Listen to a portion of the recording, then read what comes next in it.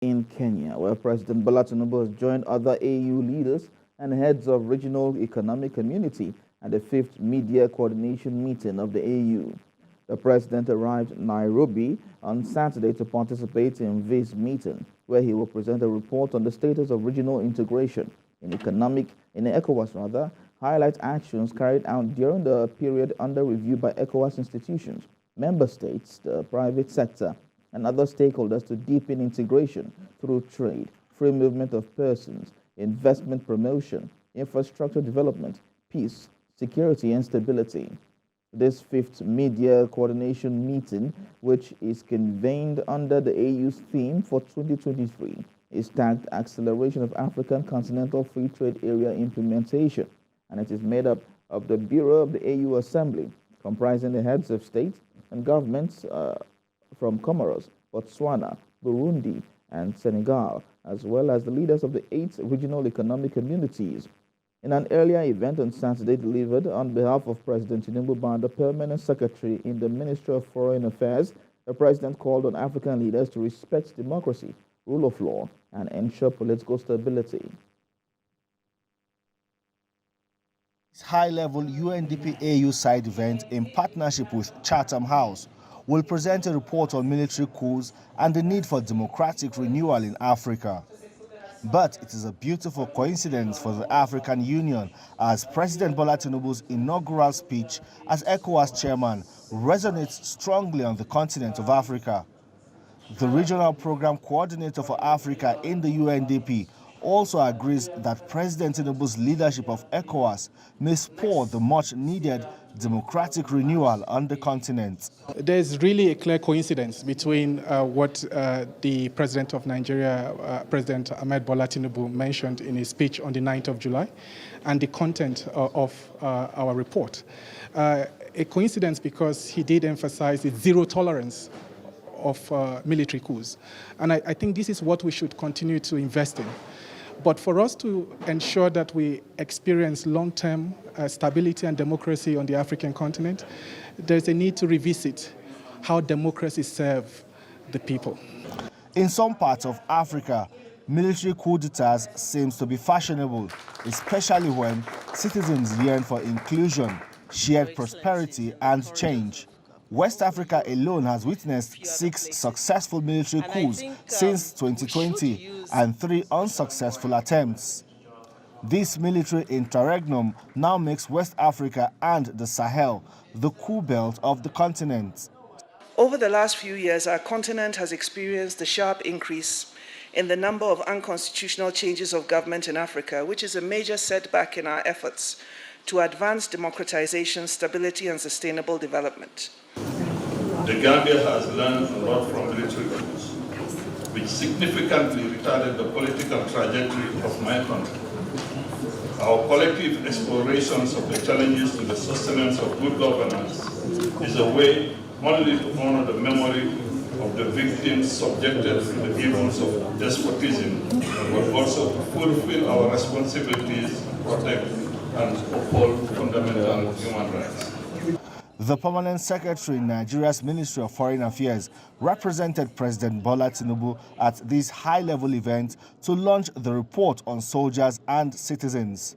He reiterated President Bola Tinubu's desire to rid the continent of military coups and strengthen democracy.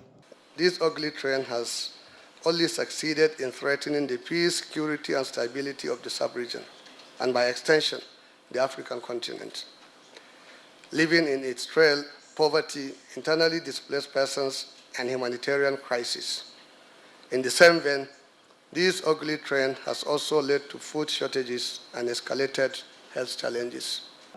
The report, however, made some recommendations, which includes strengthening continental and regional response mechanism to military coups and build long-term resilience by addressing structural and institutional drivers of coup. The advocacy is for countries in Africa to embrace inclusive, representative, and participatory governance because so far, economic sanctions, political isolation, and condemnations of military takeovers has not stopped the trend.